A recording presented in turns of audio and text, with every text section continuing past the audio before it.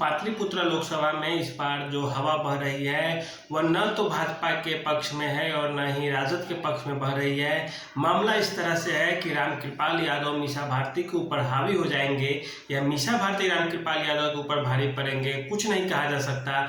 पिछले चुनाव के रिकॉर्ड की भी बात करें तो जब 2014 में लड़े थे चुनाव रामकृपाल यादव मीसा भारती के खिलाफ, तो जीते थे मात्र 40,000 वोटों से। और जब दूसरी बार 2019 में वे जीतते हैं मीसा भारती के खिलाफ, उस समय भी बस 39,000 कुछ वोटों से रामकृपाल यादव जीते थे।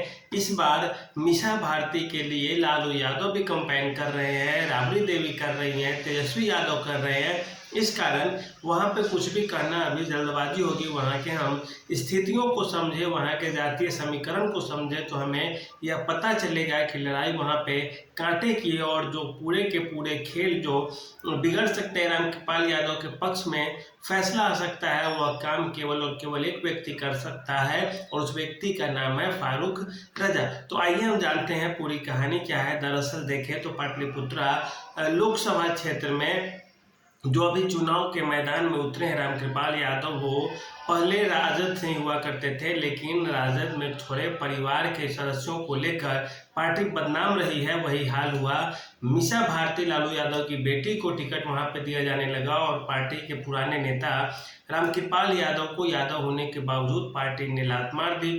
करते क्या, रामकृपाल यादव भाजपा का दामन थाम लेते हैं और चुनाव लड़ते हैं। सीधे सीधे वे चुनाव जीत जाते हैं, क्योंकि रामकृपाल यादव के बारे में कहा जाता है वे ऐसे नेता हैं जो आप रात में भी जिन्हें खोजेंगे तो आपका फ़ोन उठा लेंगे, लोगों के बीच प्रचलित है। यादव जाति का भी उनको सपोर्ट है, अन्य जातियों की भी सपोर्ट उनके पास रहती है। तो यही कारण बना कि रामकृपाल यादव चुनाव जीत जाते हैं। इस क्षेत्र के आप जातीय समीकरण की भी बात करें तो इस क्षेत्र में जो रामकृपाल यादव के पक्ष के वोटर है उसमें 1 लाख से ज़्यादा ब्राह्मण वोटर्स हैं जो रामकृपाल यादव और भाजपा की तरफ थोड़े इंक्लाइंड होते हैं। इसके अलावा इस क्षेत्र में बात करें तो 3 लाख भूमिहार मतदाता आते हैं पटना लोकसभा क्षेत्र में, जिनका भी भाजपा की तरफ लगाव या झुकाव दिखता है। और इस तरह से देखें तो राजपूत और कायस्थों की संख्या भी यहाँ पे 1 लाख से ज़्यादा है। ऐसी स्थिति में 5 लाख के आसपास सवर्णों का वोट बैंक एक तरह से सीधे सीधे रामकृपाल यादव के झोले में जाता हुआ दिखता है। दूसरी ओर बात करें तो यहाँ पे यादव भी 4 लाख वोटर है और इसके अलावा जो कुर्मी है वह भी लगभग 2 लाख के आसपास है, 1.5 से 2 लाख।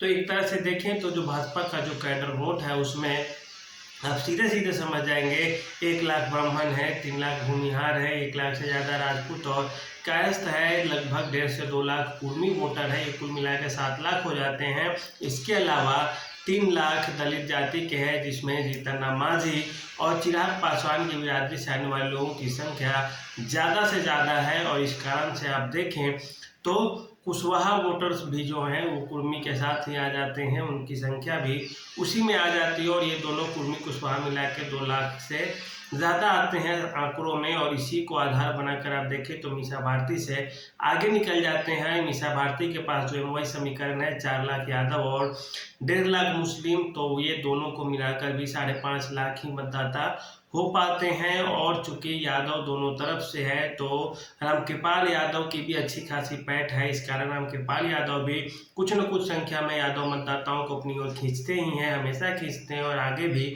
खींचते रहेंगे, इस बार भी खींचेंगे। और जो सबसे बड़ा जो काम बिगड़ रहा है राजद का, वह है राजद के ही नेता थे फारूक रजा, जो इस बार AIMIM अर्थात ओवैसी की जो पार्टी है उससे चुनाव लड़ रहे हैं। और वे कुछ मात्रा में हो सकता है मुसलमानों का वोट काटेंगे, क्योंकि वे राजद के लिए प्रचार करते थे, उसके नेता थे।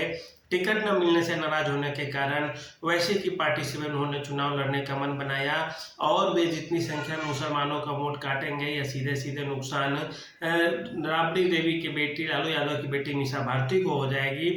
ऐसा नहीं है कि यादव बहुल होने के कारण इस क्षेत्र में यादव का स्ट्रॉन्ग होल्ड है।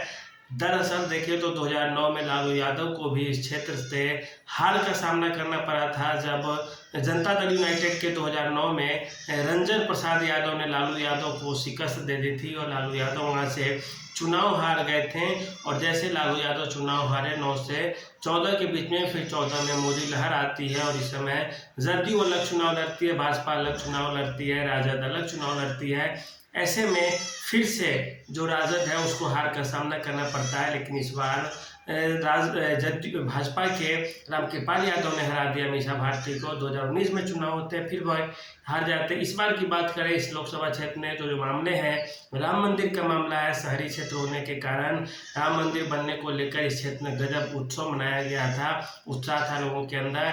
इसके साथ ही साथ जो अभी वर्तमान पॉलिटिक्स है उसमें क्षेत्रीय मुद्दे भी है कुछ, जैसे दानापुर इलाके में पुलिये का निर्माण नहीं होना, लोगों का अभी भी नाव से सवारी करना, पटना में जल जमाव की समस्या, भीड़ भाड़ की समस्या, ट्रैफिक की समस्या, इस तरह के जो तमाम मुद्दे भी हैं वो भी क्षेत्रीय मुद्दे भी चुनाव में है। लेकिन लोकतंत्र के लोकसभा के चुनाव में आप देखें तो सीधे सीधे दिल्ली टारगेट होता है, संसद में किसकी सरकार होगी यह मेन टारगेट होता है। इस कारण यहाँ पे जो ये है रामकृपाल यादव, उनको लीड मिलता हुआ दिख रहा है। लोगों के अंदर उनकी पसंदगी मीसा भारती से कहीं ज़्यादा है। मीसा भारती का ये तीसरा चुनाव है, लेकिन लोकप्रियता के स्तर पर अभी भी देखें तो रामकृपाल यादव ज़्यादा है, क्योंकि मीसा भारती के लिए कहा जाता है कि वे चुनाव लड़ती हैं, फिर 5 साल बाद ही दर्शन देंगी। जबकि रामकृपाल यादव जीतने के बावजूद सभी जाति वर्ग धर्म के लोगों के बीच आते जाते रहते हैं। उनका व्यक्तिगत जुड़ाव, व्यक्तिगत लाभ, व्यक्तिगत प्रेम भाव बना रहता है। तो यह फैक्टर उस लोकसभा क्षेत्र के लिए अभी भी